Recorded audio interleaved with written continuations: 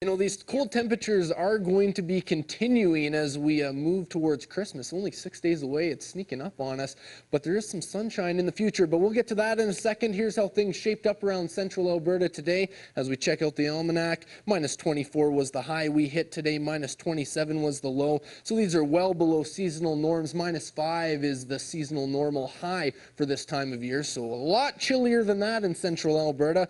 The record high was 10 degrees set back in 2004. The record low minus 37 set back in the 70s. Sun came up this morning at 8:42 and set at 4:24 tonight. And these days slowly getting shorter, as the shortest day of the year will be on December 21st. That's this Sunday, and that also marks the first day of winter. 5:04 a.m., the exact time winter officially hits, even though you'd never be able to tell that right now with these chilly winter temperatures. Let's look at the radar. Not a whole lot to talk about here in Western Canada. Some cloud cover in both Alberta and BC, but not a lot of precipitation. And here's why: we're still dealing with this stationary front that's kind of bordering Alberta and BC, and this high pressure system up in the northern part of the province. It keeps circulating and sending that Arctic air down into the province, and that's why we're feeling these very frigid temperatures right now, and it's going to continue as we move through the week into next week, where Christmas is on Thursday. As for tonight, minus 27 is the low, but with the wind chill, minus 37 is what it's going to feel like outside. So if you're out tonight doing some last minute Christmas shopping, make sure to bundle up. Be careful on the roads again. Just like the past couple days, they're going to be slippery and it's going to be cold. Frostbite's going to be a concern again here tonight. We're going to see clouds overnight, no precipitation in the forecast. Wind's going to be out of the northwest at 15 kilometers an hour. As for tomorrow, minus 21 is the high. Minus 35 is what it's going to feel like with the wind chill. Mainly sunny conditions, which is the good news, but obviously the cold temperatures is what you're going to want to be worrying about. Winds out of the south at 10 kilometers an hour. As for the long-range forecast, as you can see, some sunshine for the next 4 days. I'm a-looking and I'm a-liking, but not liking the cold temperatures that come with it. Minus 21 the high tomorrow, minus 20 the high on Sunday, minus 19 on Monday, and then you can see Santa. Santa's waving to you there, Jennifer.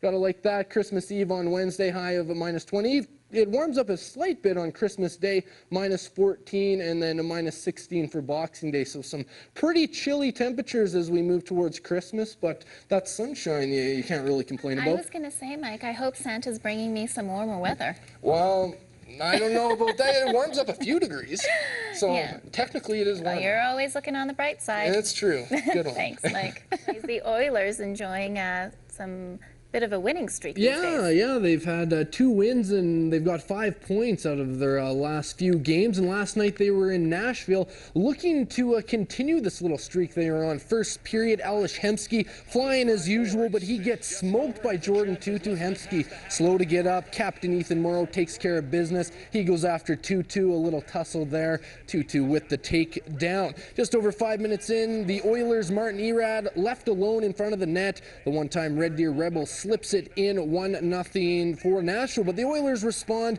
It's Sheldon Surrey. He tees it up. That's his 7th power play goal of the season. That guy's got a cannon.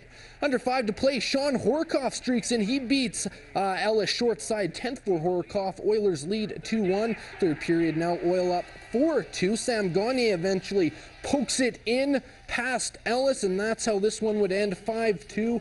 I'll have more sports for you a little bit later in the show. For 3 days now, Marie Rose Scratch has been stranded on her property, completely surrounded by the raging floodwaters of the Red Deer River. As soon as he heard the news, her husband Bryce rushed home from a business trip in Manitoba, hoping to rescue his helpless wife. I'm going to try to see if I can get through this county road across and down the field there. We've done it before. And get across the property, and maybe we can communicate there, at least see face to face. But the barrier the water has put up is making this a desperate situation for the elderly couple. I wished I was there when she was out, or at least I was there with her. Another barrier for the couple, Marie Rose is almost completely deaf. With only a life jacket and a pair of waders, Bryce decided to risk his own safety and set out through the fast-moving water. Our camera followed. Hey! She saw us! Hey!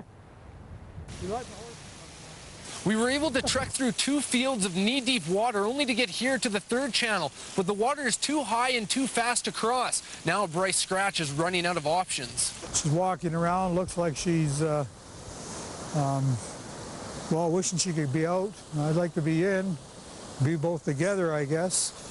But the only alternative to get in here would probably be a helicopter to sit down across out in the field in front of the house. The couple did register themselves with Stars Air Ambulance in case of an emergency. They have some information I think it would be vital to making a rescue there if we do need it today. But because there's no injury or harm to Marie Rose, Stars is grounded. The couple found themselves in a similar situation in 2005 and took steps to prepare for the next flood. We put in 46,000 pounds of Class 3 riprap 2 weeks ago there, the wife and I. You can see those big rocks over there. Put another little secondary retaining wall in there. It was no help. The water is creeping closer and closer to their house. With the telephone lines washed away, the couple can only communicate by sign language from across the river, bringing new perspective to a long-distance relationship. From west of Bowden, Mike Dennis, CHCA News. It's a night Carol Ford would like to forget. Recovering from a life-threatening episode of acute respiratory arrest, Ford was transferred from intensive care to acute care at the Red Deer Regional Hospital. But her new room wasn't what she had anticipated. I was just told they had room for me down in the regular care. I wasn't ICU anymore, and it was a tub room. With no windows or TV, the tub room is where patients are bathed and supplies are kept. The labor crunch combined with a bed shortage is forcing the hospital to improvise, putting the patients in a not-so-comfortable position. You know that tub rooms aren't ideal, but it is a place where we can provide the patient with the care that's required. It's also private, it's clean, it's safe, and it's a place that we can put patients in. It means that we don't have to leave them in hallways or put them in other situations that might not be as good. Would you like to stay there if you were sick and couldn't breathe and didn't know if you were going to live or die? And the call button is, it might fall off that little tub and you may not be able to reach it when you really need it. Well, that's a little scary. It was a tub room just like this Carol Ford was put into, but according to the DTHR, it's not the first time the patient's been put in a room like this, nor will it be the last. We have been under some severe pressures lately due to staff shortages, both illness and just not being able to fill positions. And any time that we have a shortage of beds and a shortage of staff, then we will use tub rooms if that's necessary. Those are words which aren't very comforting to Carol Ford. I'm a human being, and I'm sick. I need care. You don't get it. Mike Dennis, CHCA News. We'll see if we can get any indication of either foot or vehicle traffic going in there, and if we can, and if he goes mobile in that wheel, we'll stop it. Weeding out the drug trade is a game of cat and mouse for the Red Deer Street team. The target tonight is a male dealer, well known to police for moving anywhere from 3 to 10 ounces of crack cocaine a week. Typical ounce goes for anywhere from $1,200 to $1,500 depending on who you are and who you're buying from. So, you know, he's moving anywhere from $3,500 worth of crack cocaine a week up to $10,000. The target vehicle is parked out right in front of his apartment. Copy that. Drug dealers, they have obviously a lot to lose. You know, they have their product, whether it's crack cocaine, marijuana, ecstasy, whatever their drug is. You know, they have that to lose. They have a large amount of money that they potentially are going to lose if the police catch them. A lot of the drug dealers carry weapons, whether it be knives, bats, guns. We'll head up to the house where our target is, and we'll set up surveillance. We'll just kind of find a spot to sit in that area and just wait for the vehicle to go mobile and then watch it do a deal and take it down. After keeping a close eye on the West Park apartment for several hours, a drop takes place. 10-4, he did meet with our target. He did meet with the target. Guys, we're going to take the yellow car. Copy. The new target is a yellow car registered to a guy out of Lacombe. And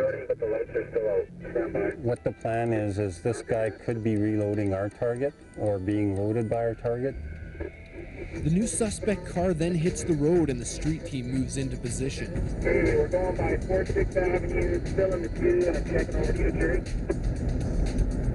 Okay, we're eastbound here, just going up the hill on Ross. Watch out, guys, the roads are icy. Looks like we got 2 occupants, guys, in this car. It's hard to tell, but I see a head moving in the passenger seat. 5 unmarked street team vehicles are involved in the operation but remain incognito, waiting until the target vehicle parks before taking down the suspects.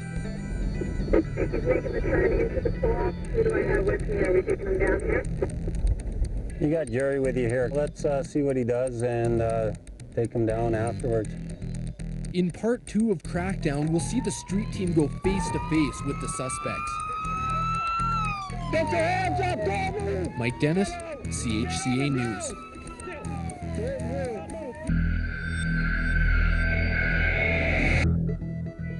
I haven't got out of the wheel. No one's gotten out yet. Just splashed down. As soon as another vehicle comes to that vehicle, we'll take it down, or if it goes mobile, we're going to take it down right here. It's not leaving the lot. Okay, that works.